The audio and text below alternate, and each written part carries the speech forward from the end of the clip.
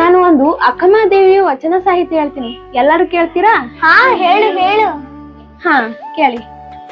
ಮರವಿದ್ದು ಫಲವೇನು ನೆಳವಿಲ್ಲದನ್ನಕ್ಕ, ದನವಿದ್ದು ಫಲವೇನು ದಯವಿಲ್ಲದನ್ನಕ್ಕ, ಹಸುವಿದ್ದು ಫಲವೇನು ಹಯವಿಲ್ಲದನ್ನಕ್ಕ, ರೂಪಿದ್ದು ಫಲವೇನು ಗುಣವಿಲ್ಲದನ್ನಕ್ಕ, ಹಗಲಿದ್ದು ಫಲವೇನು ಬಾನಿಲ್ಲದನ್ನಕ್ಕ, ನಾನಿದ್ದು ಫಲವೇನು ನಿಮ್ಮ ಜ್ಞಾನವಿಲ್ಲದನ್ನಕ್ಕ. ಚೆನ್ನಮಲ್ಲಿಕಾರ್ಜುನ ದೇವ. ವಾ, ಸೂಪರ್ ಸೂಪರ್ ಅಕ್ಕ. ನಾನು ಒಂದು ವಚನ ಸಾಹಿತ್ಯ ಬರ್ದಿದ್ದೀನಿ, ಹೇಳಕ್ಕ? ಓ, ಹೇಳು. ಖಾಲಿ ಬಿಳಿಯಾಳಿ ಅಂತಿರುವ ನಮ್ಮ ಎಳೆ ಮನಸ್ಸಿನ ಮೇಲೆ ತಾಕದಿರಲಿ ಒಲಸು ಕೆಸರು, ಬಿತ್ತನೆಗೆ ರಾಬುಗೊಳಿಸಿದ ಮಣ್ಣಿನಂತಿರುವ ನಮ್ಮ ಮನಸ್ಸಿನ ಮೇಲೆ ಬಿತ್ತಬೇಕು ಹಸಿರಾದ ಪೈರು, ಕೆತ್ತನೆಗೆ ಸಿದ್ಧವಾದ ಕಲ್ಲಿನಂತಿರುವ ನಮ್ಮ ಮನಸ್ಸಿನ ಮೇಲೆ ಶಿಲೆಯಾಗುವವರೆಗೂ ನೀಡಬೇಕು ಉಳಿಪೆಟ್ಟು ಜೋರು, ಭವದೊಳಗೆ ಬಂಧನಕ್ಕೆ ಎದೆ ಕೊಟ್ಟು ನಿಂತ ಮೇಲೆ ಹೋರಾಡಬೇಕು ನಿಲ್ಲವರೆಗೂ ನಮ್ಮುಸಿರು. ಓ, ತುಂಬಾ ಸುಂದರವಾಗಿದೆ ನಿಮ್ಮ ವಚನ. ನಾನು ಒಂದು ಸ್ವಂತ ಬರ್ದಿದ್ದೀನಿ, ಅದನ್ನು ಹೇಳ? ಹಾ, ಹೇಳು ಹೇಳು. ಹಾ.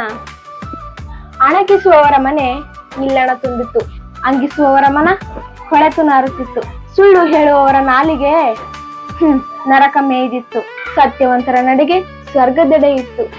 ವಾವ್, ಸೂಪರ್ ಸೂಪರ್ ಅಕ್ಕ. ನೀನು ಚೆನ್ನಾಗಿ ಬರ್ದಿದೀಯಾ. ನೀನಂದ್ರೆ ಸೂಪರ್ ಅಕ್ಕ.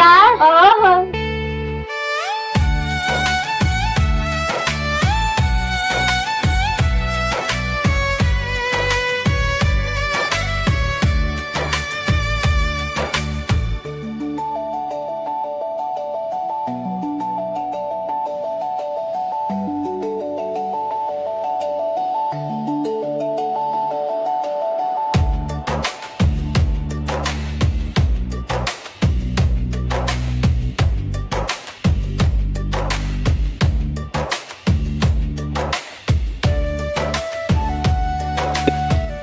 ಊರಿಗೆ ಹೋಗುವ ಹಾದಿ ಬದಿಗೆ ಬೆಳೆದಿರುವ ಹೂಬಳ್ಳಿ ಚಂದ, ಊರಿಗೆ ಹೋಗುವ ಹಾದಿ ಬದಿಗೆ ಬೆಳೆದಿರುವ ಹೂಬಳ್ಳಿ ಚಂದ, ಮನೆಯಂಗಳದಲ್ಲಿ ಮಕ್ಕಳು ಆಡುವ ಆಟ ಚಂದ, ಮನೆಯಂಗಳದಲ್ಲಿ ಮಕ್ಕಳು ಆಡುವ ಆಟ ಚಂದ, ವಿಚಾರವುಳ್ಳ ವಚನ ಸಾಹಿತ್ಯ ಕೇಳಲು ಚಂದ, ವಿಚಾರವುಳ್ಳ ವಚನ ಸಾಹಿತ್ಯ ಕೇಳಲು ಚಂದ, ಕರುನಾಡಿನ ಮಣ್ಣಿನ ಸುವಾಸನೆ ಬಲು ಚಂದ, ಕರುನಾಡ ಮಣ್ಣಿನ ಸುವಾಸನೆ ಬಲು ಚಂದ, ಕನ್ನಡ ನುಡಿಪದಗಳ ಜೋಡಣೆ ಚಂದವೋ ಬಲು ಚಂದ, ಕನ್ನಡ ನುಡಿಪದಗಳ ಜೋಡಣೆ ಬಲು ಚಂದವೋ ಚಂದ, ಕನ್ನಡ ನುಡಿಪದ ನುಡಿಯುವ ನಾಲಿಗೆ ಎಲ್ಲದಕ್ಕಿಂತ ಚಂದವೋ ಚಂದ.